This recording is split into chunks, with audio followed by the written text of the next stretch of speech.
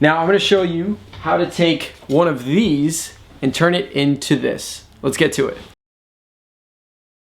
So I couldn't stand literally any fountain pen holder, organizer, tray, whatever that was out there on the internet. I couldn't stand the design of it, so I made my own. When I showed my buddy Landers, he loved it so much that he wanted one for himself. Funny enough, he sent over his own drawing, including space for ink bottles. He thought that the 6-pen tray setup was cool, but he wanted to put his inks on there as well. So I'm gonna make two today. I'm gonna make one that has 6 pens, and the other one is gonna have 4 pens with an ink bottle in the back. And we're gonna call that one the Landers edition. The one that we're gonna make today, I'm gonna actually give to him at the end of this video. Let's get started. First things first, let's go to the craft store. Now I'm basing this entire tutorial on a 5x7 chalkboard, and this one specifically. All the measurements I'm using is for this size, so if you want something bigger or smaller, you'll have to adjust accordingly. The shopping list I've added in the description below, so go down there now, take a screenshot, and then head out to the store. Now that we're back from the store, let's make sure we have a really nice clean table to work on. Grab an adult beverage or something that you want to sip on while you're doing this. I want this to be fun and relaxing for you, so I got some chill hip-hop beats in the background throughout this entire video. I've left it long length, so if you want to do it right along with me, well, let's get started. First things first, let's figure out how many pens we want to have on this tray, how we're going to space them out, and let's figure out some math. It's super simple, and I'll show you in this diagram. I measured out 18 centimeters wide. That's the pen area that I felt that I could fit these pens on. And then I thought about how many pens I wanted to have on here. So I wanted to have 6 pens on here, so I divided by 6, and I got 3 centimeters. That's how much space I needed to place each of these lollipop sticks to make enough space for the pens. So what I'm doing here is I'm measuring out each distance of 3 centimeters all the way up to 18 centimeters. And to make sure the lollipops are even, I also flipped the chalkboard around and made the same 3 centimeter marks on the other side to make sure that they're straight. When you're done measuring, just lay the sticks out, put some pens down, and just take a look at it. Does it look good? Does it look straight? Just double check everything before you start cutting. So at this point in time, you can decide whether or not you want to have a 6-pen tray or you want to have a 4-pen tray with room for ink bottles. So from here on out in the video, I'm going to continue to make a 6-pen tray. But this clip right here, this is what a 4-pen tray looks like. All you got to do is lay out these 4 sticks. Don't add that 5th stick, and you have room for your ink bottles. So considering that I went with the 8-inch lollipop sticks, I'm gonna put my lollipop sticks down and measure them to the edge of the wood and where the chalkboard meets. That's where I'm gonna make a cut. If you went with 6-inch lollipop sticks, because that's all they had at the store, for example, you don't need to make a cut. You can just place them right in there. Now, the reason I went with an 8-inch is just because there's gonna be a little bit of a gap if you only went with the 6-inch. You need like 6-inch plus a tiny bit to get it to sit perfectly against the wood. Now, pro tip here, it's a little bit of a pain in the neck to cut these things, so I would say make a cut on one side and then roll the lollipop stick and make some more cuts until the material gets weak enough that you can break right through it. And if there's any fraying from the lollipop stick from that cut, just take the X-Acto knife and just make another cut. It comes right off. Once you've made a cut of that stick, now you can compare that to the other sticks that you haven't cut yet as a tool. So align that cut stick with all the new sticks and just take a pencil, mark it off, and then cut the rest of them. All right, once they're all cut, now it's time to get them glued on there. So take that glue bottle that you got, shake it up a bit, and this stuff is really sticky. Let me just say that right off the bat. So make sure that you're pretty careful with this stuff, not to get it on your clothes or anything like that. Definitely get a paper towel, put that down wherever you're going to be working, and make sure to wipe it off because I don't know why this stuff just gets so stringy. Now, don't worry about that. That's just going to go to the lollipop stick, and if there's excess, also don't worry about it because the felt is going to cover it up once this stuff dries. But for now, just start to tack them on. Now, what I mean by that is taking a little dot of glue, say a pea size, and applying it in 3 different locations that the stick can sit into. So one at each end of the wooden frame and then one in the middle. Once you've tacked them in, I'd say leave them for about 15 to 20 minutes. Just set a timer and then come back. And the glue should be hard enough to then continue. So now what you're gonna do is take the glue and run it down either side of the stick, all the way up and all the way down. And do that on both sides. And the reason for that is we wanna make sure that that glue gets up and underneath. So in between the chalk and the lollipop stick. This is gonna make sure that that thing is solid in there because again, the step after this, when we put the felt on, we're really gonna be pushing that felt in there and we wanna make sure that these sticks don't move.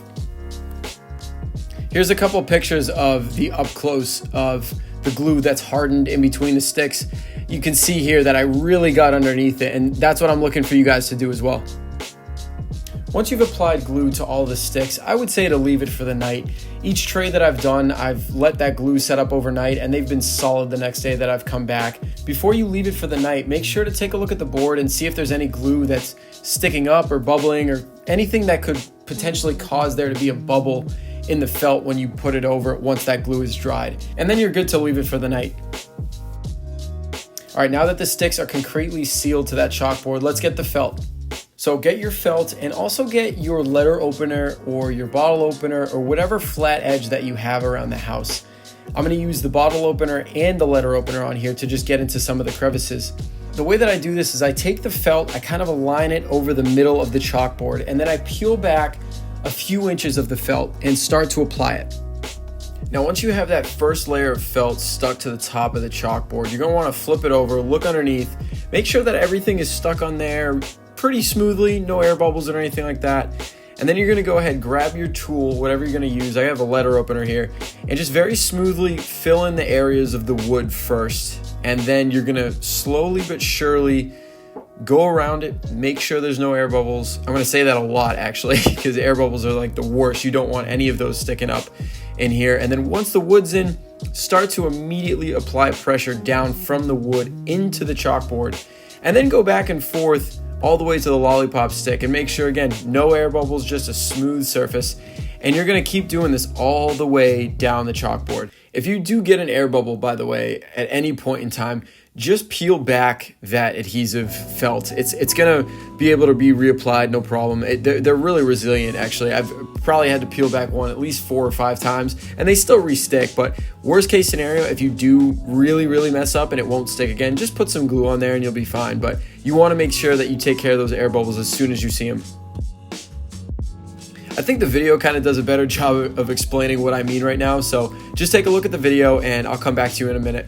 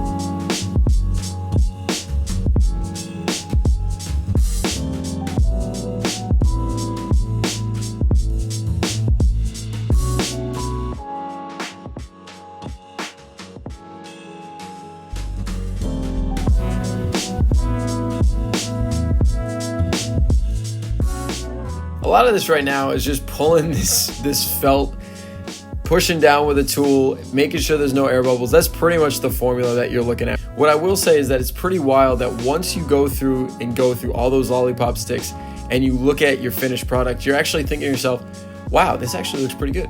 Like, wow, I can't believe I just did this. And that was my reaction when I first made this thing. And so take a look at your finished product that you have for this top half at least. And again, make sure no air bubbles. I'm going to say that till I'm blue in the face, but just make sure there's no air bubbles. And once you're good, flip it over and we'll get to the bottom half of this thing. All right, so now we got the bottom half, and I'm kind of breathing out because this is probably the most difficult part of this whole thing is finagling this bottom half. But let's just get to it. So what you're going to want to do, first of all, is just try to fold the edges over and get them as smooth as possible on the sides. I think that's the number one thing you got to do here is make sure that whatever you're going to fold over onto itself, you're going to have material that folds over onto itself, but you're going to want to make sure that it's as smooth and as flat as possible. So that's what I'm doing here. I'm kind of like lining things up, figuring out how am I going to place this, and then taking my tool and making sure that I can smooth this material out as I go. And you're just going to start on one side and get to it. Now you're going to have a scissors or your X-Acto knife handy. I would say for sure use scissors because the X-Acto knife on this material is like impossible to cut clean. So get a really nice pair of scissors and start to cut some of this material away so you can really place it to make sure that it's flat. Now what I'm doing here is I'm cutting the corners to ensure that I can make, again, the smoothest possible area. For me, I've never really come up with a full formula. Maybe you'll be able to do this better than I, but I'm kind of just going along with the scissors, realizing how much material is excess that I can cut off, and going through it, cutting it off, trying it, placing it, trying again, and it's kind of a trial and error that you'll watch me go through here in the video. Now you might see some of the edges are not the cleanest things in the world. Don't worry about that. You just want to make sure, again, that it's completely flat. We're going to take another piece of felt and place this on top of it, which is going to really complete the look and make sure that everything is smooth. So if you see any rough edges here, just don't worry about it. Just make sure that you're getting a flat surface, and that's it. So once you have those areas flat, you're going to want to take the tool and go over it. Make sure that you can have that adhesive stick as best as possible in the middle of the wood. And then when you get to the edges, that's going to be the more difficult part because there's a rounded edge there. And I'll get to that in a second. So as you can tell here, I'm taking the shorter ends and getting those stuck down to the chalkboard first. And then I'm going to go ahead and take the longer halves and then stretch them over the rounded edges. But I'd say try this method too. Really, again, like I said before, there's really no method to my madness here, but it's just trying to make sure that all these sides are as flat as possible. All right, so now that you've come to the edges, first things first, you're going to want to throw some glue down on the wood, because you're going to take one of the edges, put it in the glue, and then you're going to take some more glue and put it on top of that felt and stretch this fabric over that rounded edge so that it's very, very smooth. So while you're going to do that, you're going to put some glue on top of that felt that you just put down, and then stretch that other edge as best as you can to make sure you have the smoothest edge possible. Once that edge is rounded off, take a look at it. If you're not happy with it, do it again. Just peel it off and do it again. It's not going to get any nicer looking if there's a crease in it. It's got to be smooth the first time. And just make sure you got enough glue on there on the bottom and on the top. You're going to get some on your fingers. Make sure you got some paper towels by you. And then it's just a game of wrestling pretty much with this felt, is just getting this thing on each of the corners. And again, I'm going to let the video do the talking here. I think I've said all that I can really say on this topic. It's going to be up to you guys to figure out how you feel most comfortable in wrangling with these edges, let's say. But hopefully with the video, it gives you an easier time to do it yourself.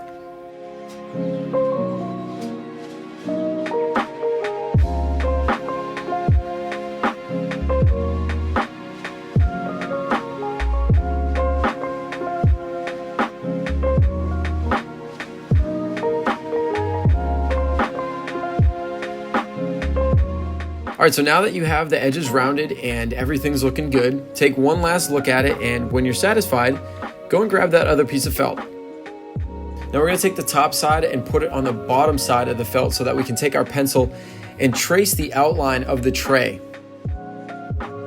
And when you're good, you're going to have an outline of the tray on that felt. Now take those scissors again and just go around and cut it out. Be careful again with these edges. You're going to want to make sure that you really are careful rounding the edges, because of course this is the bottom half of your tray, and you want to make sure that it's as nice as you want them to be. So now that you have the bottom half cut out, you're going to go through the same method. You're going to have that tool by you, whatever you just used. Again, I used a letter opener and I'll use a bottle opener here. And you're just going to want to peel back some of that felt, a few inches, stick it to one top half of it, and really go down it with that letter opener, making sure that there's no air bubbles. You don't need to be so delicate with this felt. I think in the beginning when I started this, I really thought I was gonna have to be delicate with this felt. This felt is actually pretty tough.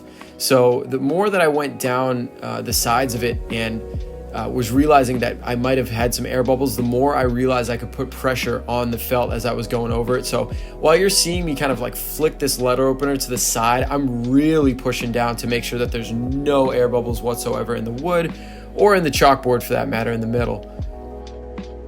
And again, I'm going to let the video do the talking and just inject some advice if I see it while I'm watching this video playback.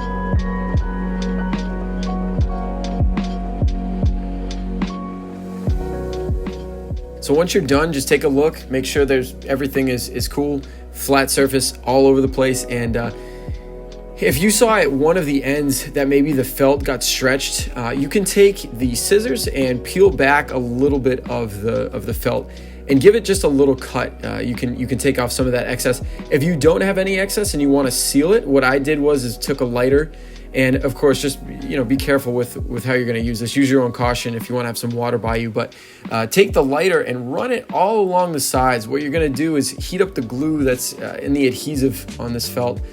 And you can just take your thumb or the letter opener and just push that felt into itself. And what it's gonna do is actually seal itself to the other half of the felt, creating like a really nice line and seal all the way around the thing. After that, take a look at it. If there are any of the other edges that you need to run the lighter over, go right ahead. But if you're satisfied, you're done. Throw your pens on there and admire your creation. You've just made a fountain pen tray holder out of a piece of chalkboard and some felt. So here's the final product. This is the 6-pen tray setup.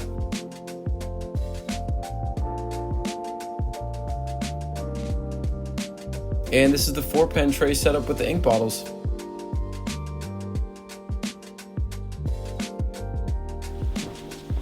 I love the way this thing came out. I have to make another one. All right, let's go give this to Landers. Let's see what he says. So I made you something. You did? Yeah. What'd you make? Well, open the trunk. All right. Yo, what? Wow, dude, I love it. Oh, got the little ink rest too and everything. Exactly. That's your design, man. Oh, you brought it up? Yeah, dude. I got a little sneak peek online last night. I saw something on Instagram. I love this. Yeah, thank you so much, man. Of course, bro. You know it. Hold up. One more thing. So I made 2 of these. One was for Landers and one is for you. I talked to One Left Shoe. They're one of the moderators on Fountain Pen subreddit, and they said that I could do this. So what I'm gonna do is I'm gonna give this away to one Redditor. All you gotta do is follow the instructions on your screen and post that up in the subreddit for people to upvote and to vote on, comment on. And Landers and I think we'll have a video announcing the winner, but this is yours. So thanks so much for watching. If you haven't subscribed to the channel already, please do me a solid and subscribe. I'm at like 73 subscribers, I think, and I'm trying to get to 100. Thanks so much for watching, and I'll see you next time either here on YouTube or on Reddit. Take care, guys.